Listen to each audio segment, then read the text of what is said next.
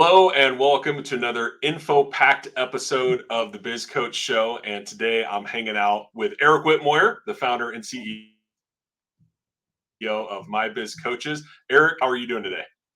I'm doing phenomenal, David. Thank you. Awesome, man. Well, glad to hear it. I think this will be a fun one. We normally talk about, things from a place of support, but today we're going to be talking about some of your frustrations.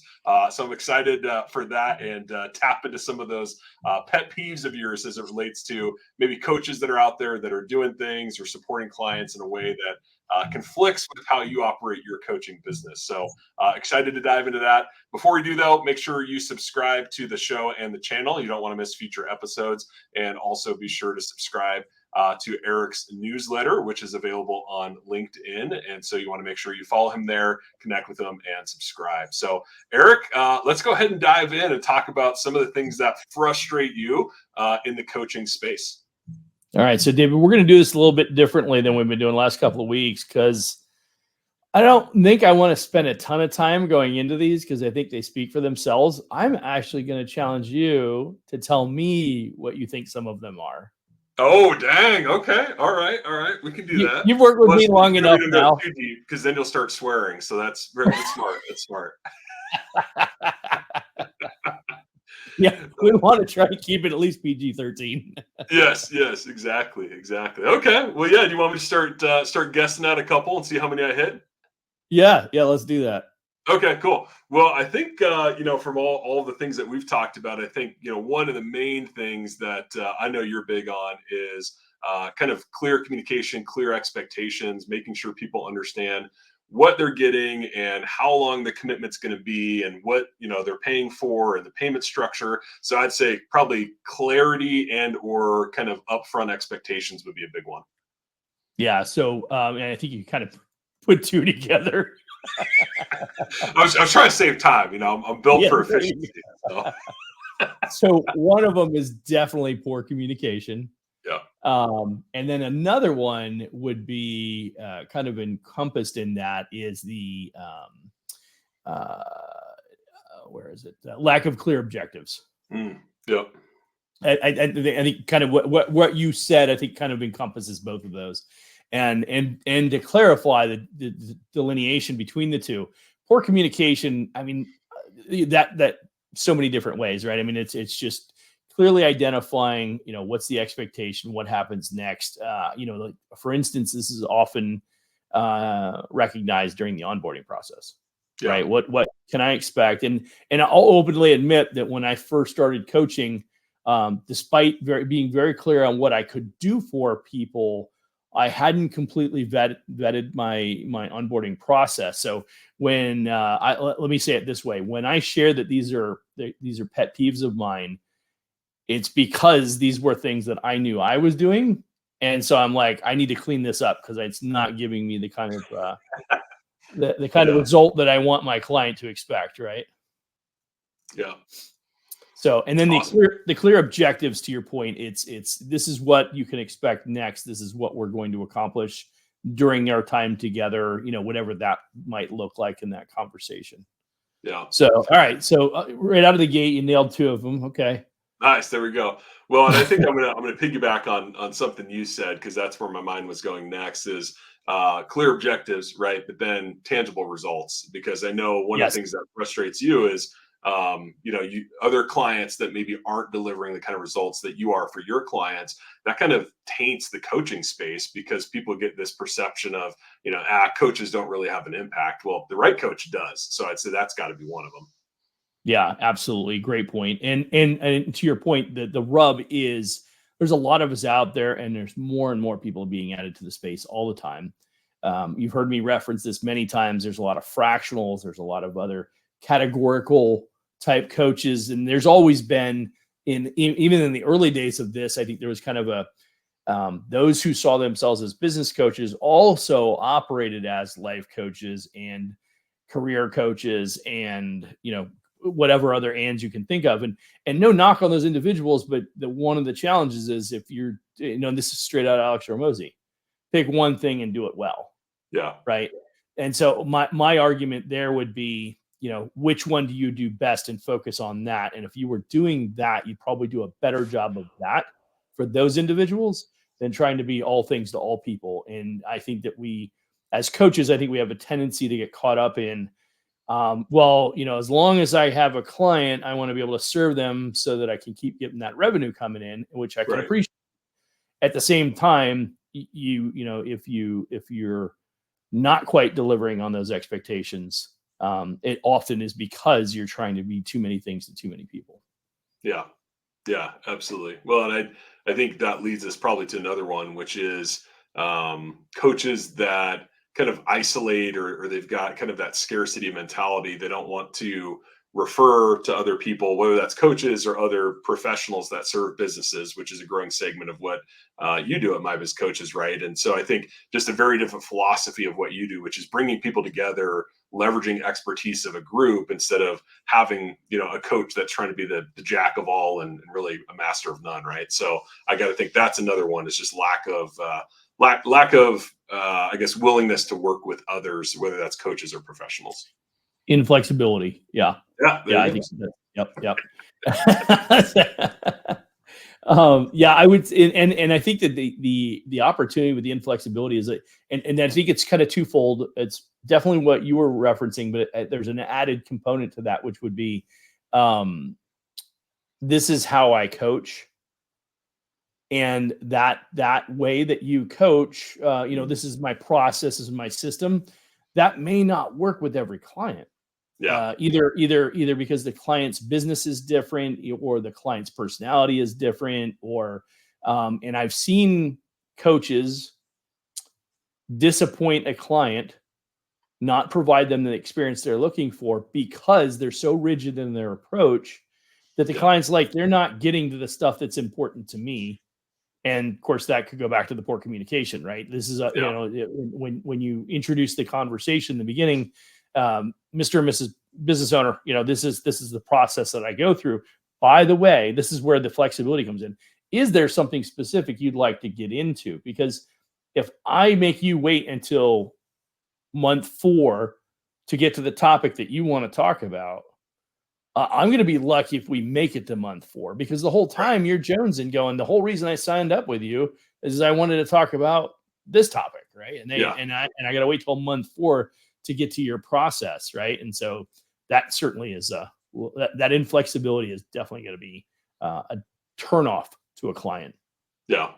Well, and I think something that's probably related to that I know we've talked about a lot is kind of the support framework for the client. And so I would imagine when you see coaches that don't truly support their clients, whether that's frequency of communication or addressing their specific needs, like you just talked about, I got to think that's got to be a frustration for you. Yeah, absolutely. And inconsistent support is another big one that kind of plays into with everything that we're talking about right now. I'm looking at some of these like, this is, yeah. Yeah. There's a number of them that overlap, I guess, is kind of where I'm getting at in some regard as I look at more of these. Go ahead. I would say, so my next thought, this may be a bit of a long shot, but I know we talk a ton about technology on the show, right? And I know you are doing a lot with AI and automation with your clients and even within your own business. So I would think that when you see a coach that's just so archaic and isn't adopting technology, I know that's got to get the hair on the back of your neck standing up. What's funny is I don't actually have that specifically as a topic. Oh, okay, nice. Not that specifically, although you absolutely nailed it. See, I know you well. I have lack of real world experience is one of the ones that I had. Yeah. And that's that's kind of like that's a double-edged sword in my eyes, because I don't believe that everybody has to have specific insight into like the general business criteria, the 6 core key concepts that we identify that businesses need to be able to resolve within their business. They're pretty consistent, and anybody who's operated in business is familiar with those 6 once we outline them for them. Yeah. And they may only, and any one of us is usually only good at 2 or 3 of them. Yeah. Sometimes it's only 1. Other times you might get somebody who's 4 or 5, but nobody ever has all 6, right? It just Hmm. doesn't work that way. And even then, you're not necessarily great at 4 or 5 of them, right? Right. But my point is you don't have to have necessarily real world experience in that specific business, but you do have to have legitimate experience to be able to draw from to help your clients, right? So, but as it relates to technology, to your point, I would say it's, and I think that kind of goes back, and I think that's what you were referring to about the inflexibility. Yeah. People who aren't willing to learn the technology, right? Yeah. I get frustrated with a client for that. I would be doubly frustrated with a coach that's not willing to adopt that. And ironically, we have quite a few of them, particularly not to pick on any one category, but the accounting, finance, CFO folks. They're Yeah. yeah, they want to work with their software, but they don't want to learn any of that other stuff. Yeah. Right. Right. Well, and it's interesting too, right? Because you talk about it's important to evolve as a coach and understand, where technology is heading. And I know you've done a lot of work with, digital marketing, for example. And Yep. if you're not, spending time learning how to incorporate that as a coach, you're going to end up underserving your client because you're not fully aware of what's happening in the marketplace or in the technology space, and then how can you advise them appropriately? Absolutely. You're right. That's the piece, right? That's the rub. Yeah. And I would say that, shame on any coach that's not taking the time. Again, you don't have to have super in-depth knowledge, but you need to be able to speak intelligently about the topic. Otherwise, how do you serve your clients? Yeah. Yeah, Right. absolutely. All right, other things that frustrate Eric about coaches. This is related to technology a little bit, but I think just how they present themselves to the world, whether that's lack of a website or lack of an image or things like that. I know you've done a number of things, both as originally a life coach and then now as a business coach, and you've crafted a very specific image of yourself, and obviously intentional with your branding and everything. And so I would imagine when you see other coaches that haven't taken those steps, you probably just shake your head and give a big sigh, thinking, "Man, it could be so much better. What are you doing?" Yeah, what's funny about that is and it's not to your point, it's similar to what you just referenced, right? There's a component of the technology because that's really where a lot of what you just referenced kind of falls into. I didn't take the time to learn how to use social media. I don't like it, so I avoid it. Well, that's where people are going to at least try and look for you and find you. Yeah. So that's a huge miss, right?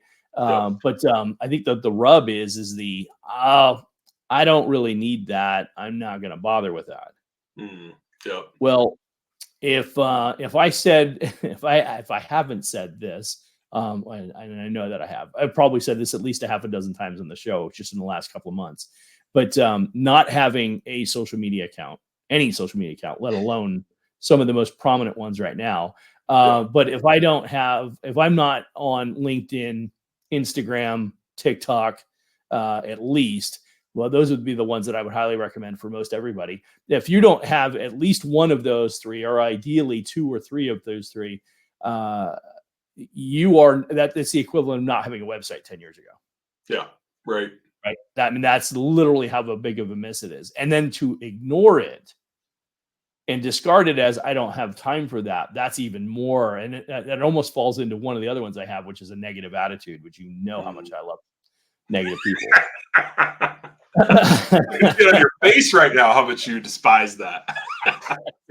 I can't even compose myself. This is where the 4-letter words might come out, right? Yeah, yeah, exactly. But yeah, it's like, oh, I don't have time for that. And of course, my philosophy on time. As a matter of fact, I just did a time management piece on Wednesday, and it was Lao Tzu. It's time is a created thing, and to say that you don't have time means you don't care. Yeah. Right. And so when a coach says, I don't have time for that, I'm like, oh, so you don't care. Oh, by the way, and you're not going to tell your client that that's one of the most imperative things that they needs to have presence on. I'm not Yeah. saying that you do marketing on Facebook or any of the other social media platforms. I'm not saying, but you have to have a presence. Yeah. Right. anyway, so yeah, that's a big piece for sure.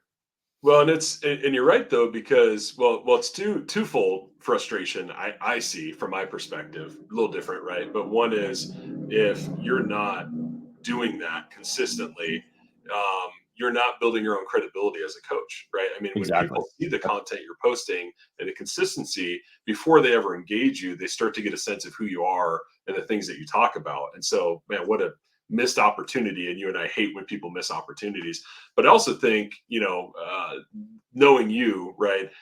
Certainly you want your business to be successful, you want to make money, right? All those sorts of things. But really, you have value that you want to bring to the world, right? You have a message, you have knowledge and experience that you want to help people with.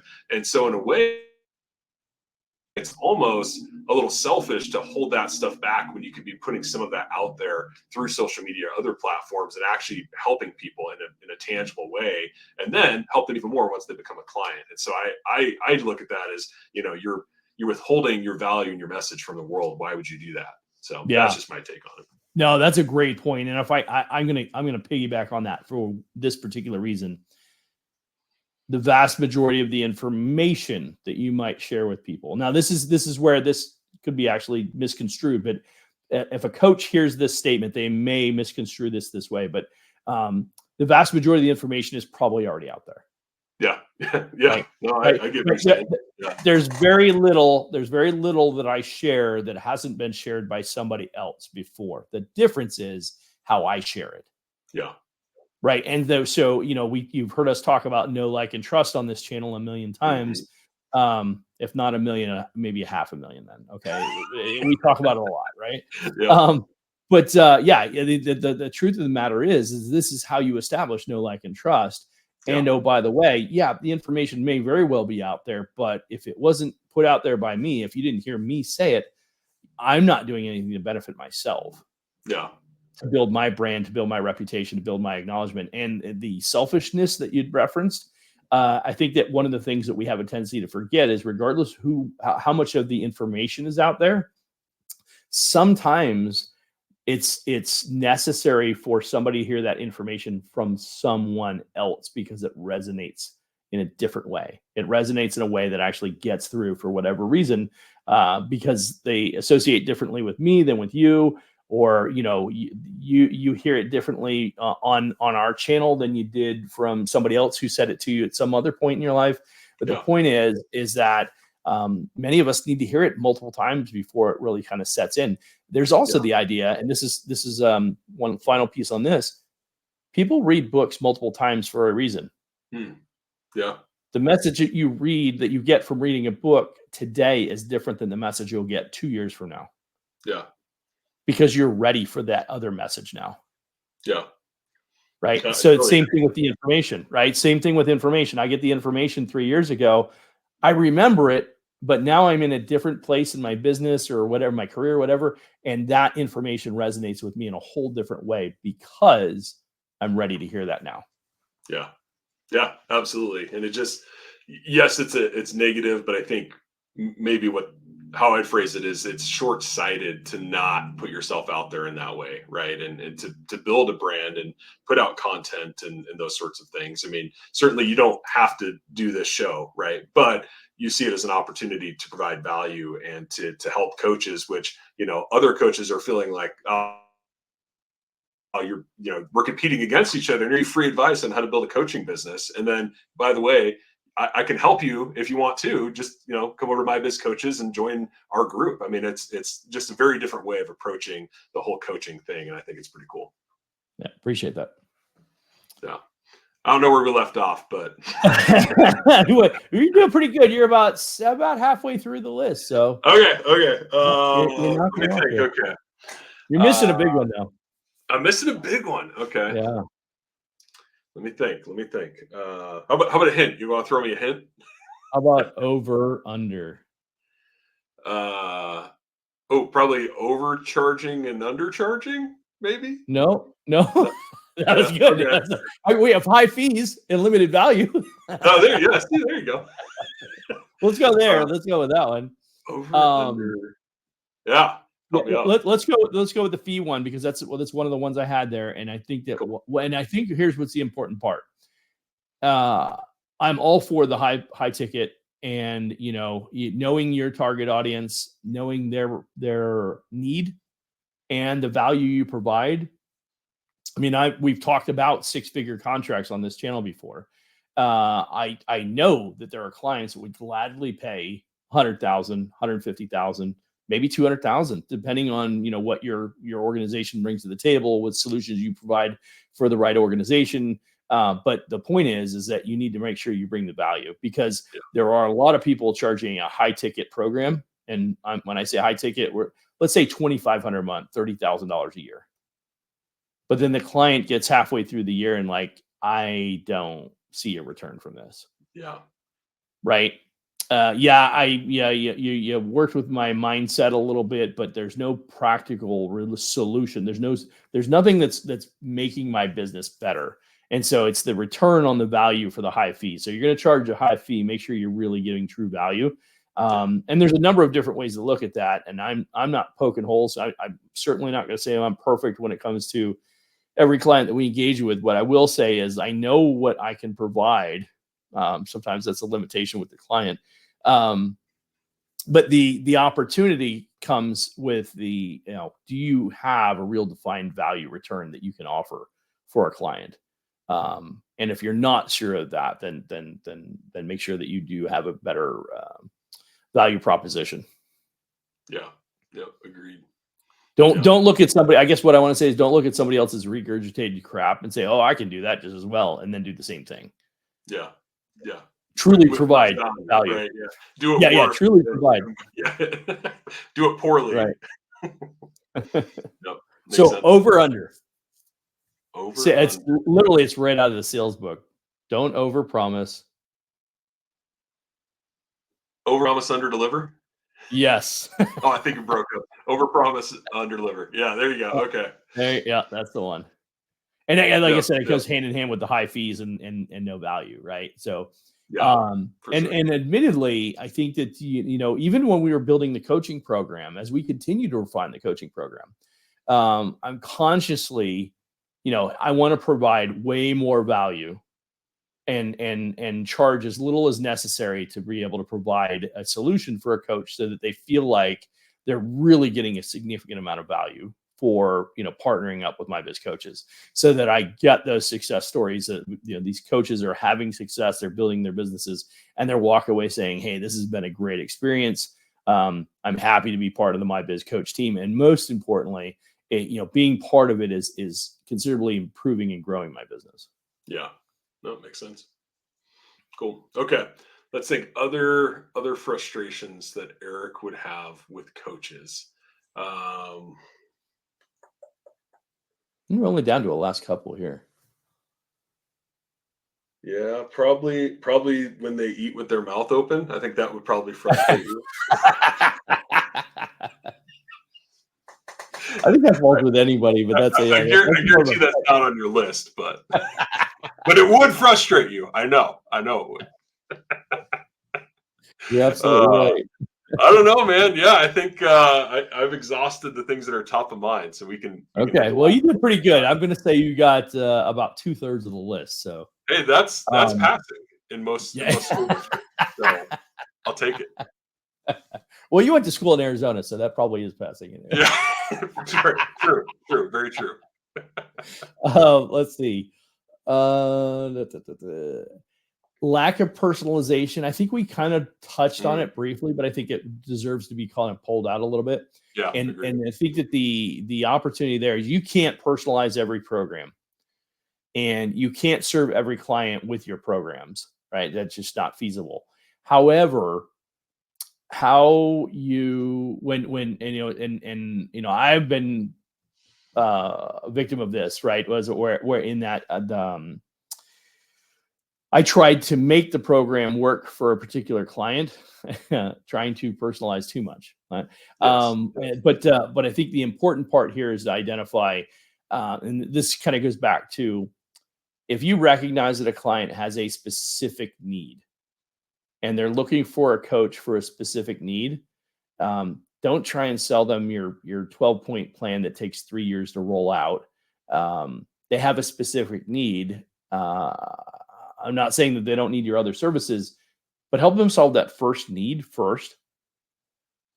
Win them over, show them what you're capable of, and solve the problem that's in right in front of them right now.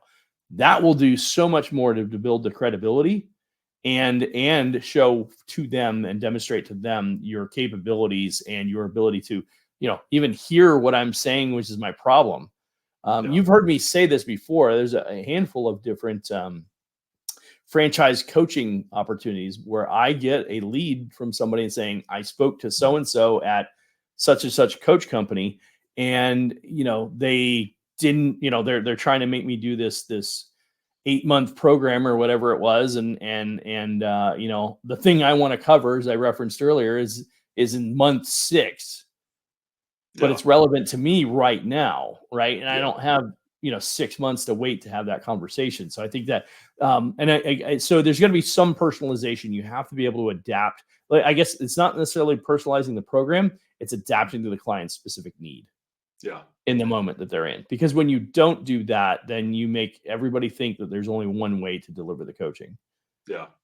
Well, and I think I would guess that, I mean, part of it is just an eagerness to sign somebody up for a big program, right? I totally get that. But I think there's also a lot of times, especially new coaches, they don't understand their business or their pricing model well enough, or the value of their time, and so they're reluctant to do kind of specialized pricing, right? Where normally I do this, but for you, we're going to do a limited engagement first, and it's going to cost this much to deliver this result, and then we'll work you into one of our normal packages. And I think that there's a lack of comfort, or even a lack of understanding about, am I going to lose money on that? Am I going to make money on that? And understanding your business allows you, I think, to create some of those custom packages and unique offers and personalize things in a different way. And that goes back to having actual experience in the things that you're coaching on, which I think is a theme, right, that's important throughout.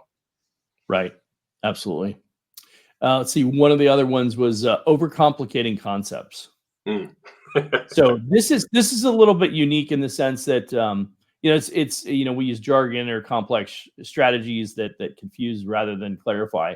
And I think what's important here to identify is some of us do it by mistake. Others do it by design. Yeah. That's the part that I'm referring to, right? Like, I've literally had conversations with people that they have a specific discipline that they use. I don't want to use specific names because I don't want to call anything out, but they use this strategy for their operations management thing, whatever you want to call it, right? Yeah. And they'll and so they have this jargon that comes along with it, and they're like, "Oh, you don't know what that is? Well, that's not a basic business concept." Right? No, I don't know that. Now, if you explain what it is, then I probably know what it is, and we have some other term that we use in our particular business or category of business, whatever the case may be. But what certain people use, so for instance, in the marketing space, it's not uncommon to use a lot of jargon as it relates to identifying cost or revenue numbers, or so CAC, right, cost of acquisition, or ROAS, right? And obviously ROI, most people know that, but you use some of these different, I'm trying to think of the other one.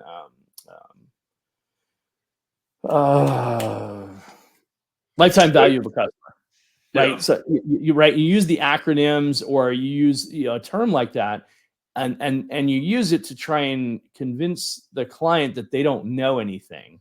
Yeah.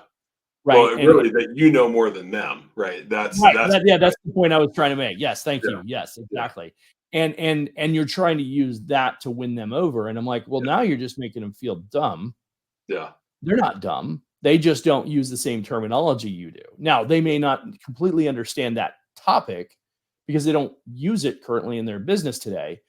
But once you explain it to them, they simply would get it. It's not super but I've seen people use that in a way to like browbeat a client into signing up with them. Yeah. That is absolutely the last thing. If you want to lose a client real quick, make them feel like a dummy, right? Yeah.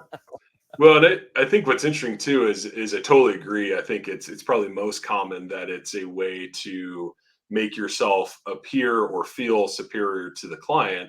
But I also think that oftentimes it can be a defense or a smokescreen as well, to hide maybe some of your own, shortcomings, right? So, I think you'll see on, Instagram, whatever, that poke fun at these massive, consulting companies that come in, and the kind of the joke is, right, Mm, they come in with their vests and they deliver this word salad with all of these, corporatese phrases and jargon, and never actually really solve any problems, right? And I think that sometimes coaches can do the same thing, right? They come in and use these big words and these acronyms and fancy charts and those sorts of things. But at the end of the day, it's like, did you actually help the client? Did you solve a problem? Because if you didn't, right.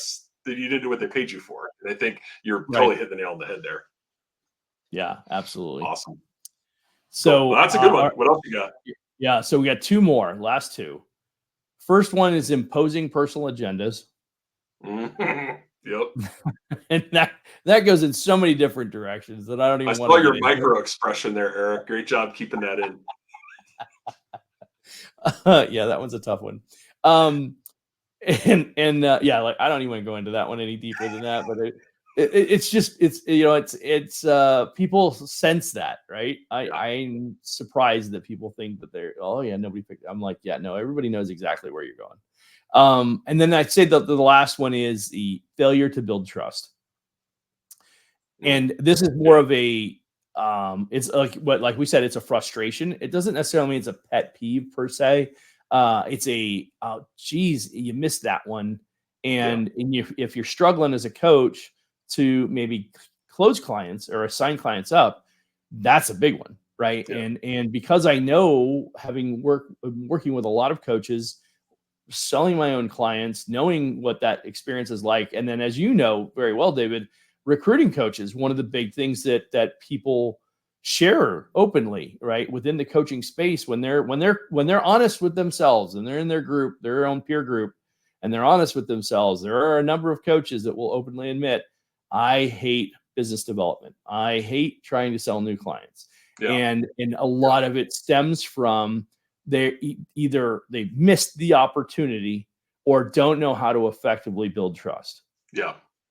Right. And a lot of it can be done through like, I don't have to try and do it through voice. We referenced it earlier. Social media, this channel is an extension of helping people understand that I know what you're going through. And because I'm showing you that I know what you're going through, because I'm talking about the same things that you probably are familiar with, Yeah. I'm building trust, right? Right. It's the same thing when we talk to business owners about the challenges and frustrations that we know they're having, because we've talked to enough business owners to recognize these gaps, frustrations, challenges, whatever the case may be. But it's so that's one, right? It's not using the resources that are available to you. But I think there's also trigger words and things like that really help establish and build that trust with a client. But I think the biggest thing is that, are you listening to them, and are you using the words that they're using? I mean, this is literally a really simple, basic sales strategy, which I know you teach all the time, Yep. which is listen to the client, let them tell you what their frustrations are, and then recite back to them what you heard them say to you. Yes. Yep. Right. And then share with them how you would solve it using the words that they used. And Yeah. that right there builds trust, because I'm using the words that you use. So I'm demonstrating the understanding of your frustration, your concern, where your hot buttons are, and then referencing throughout my conversation with you. Yeah.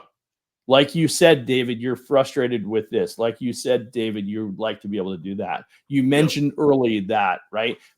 By doing that, I'm restating for you that I know what you are concerned with and what your hot buttons are and what you're frustrated with, because that will then help me. I confirm for you that I know and understand your frustrations and how I can help you. Yeah. No, absolutely. And it's funny that this is a frustration, right? Because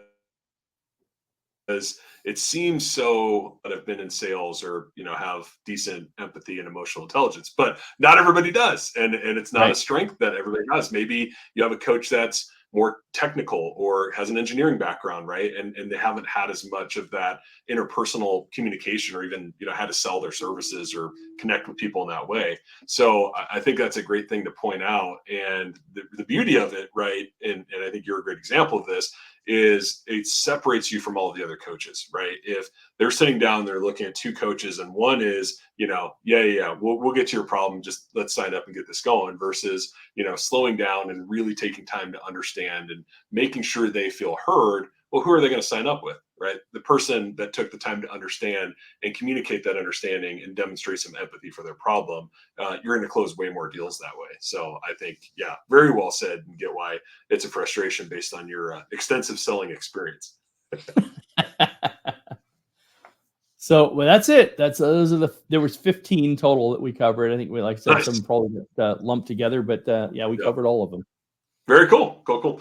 Awesome. Well, hey, Eric, I'll ask you what's new at My Biz Coaches here in just a second. But I did want to just mention, if you are listening to this or you are watching this and, maybe you've thought about becoming a business coach and you weren't sure if that's the right fit or what's involved or how to even be successful at it, I would just encourage you to head over to mybizcoaches.co/coach, or if you've got your phone, scan the QR code, but just book a free call. Just have a conversation with Eric, one of the coaches on his team, and no obligation. Like I said, totally free.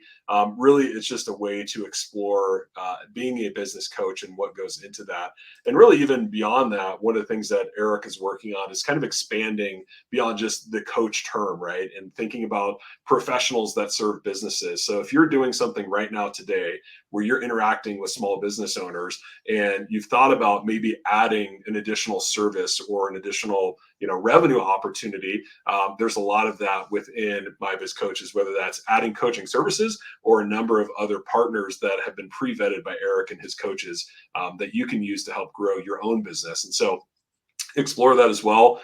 If maybe you're already in that space or operating in a manner similar to that, wouldn't hurt to check that out either. So with that, Eric, I'll just open it up. I know you always working on new things. You're always cooking something up over at My Biz Coaches. What's new? What's the big focus? What's coming up? So I'm actually going to pivot just a bit. I'm going to say we got some really interesting new interviews coming up for the Biz Coach Show. Yes. So, there's about a half a dozen or so that we're still trying to get a few others that to piggyback on, but I'm excited about some of the people that are going to be coming on board. We actually recently did an interview with a local another business channel local to me here in Arizona, but they had a great interview with them. They work with a lot of local business owners here in the Valley, and we'll be partnering up with them, doing more shows. So I'll be on their show a little more often. And then talking about some of the different solutions that we have available each week. A lot of going on the podcast, and looking forward to incorporating more of these interviews, at least for some period of time, to introduce other coaches. Yeah. That are either interested in partnering up with My Biz Coaches because they see the value, and or I believe that they have something of value to share to other coaches. So yeah, absolutely. Well, hey, that's great. And I wasn't aware of some of that either. So that's good to know, so that we can make sure we're planning accordingly. And one of the things that we've talked about a few times today is developing a community of coaches. And I think that that's really something that is important with My Biz Coaches and to Eric.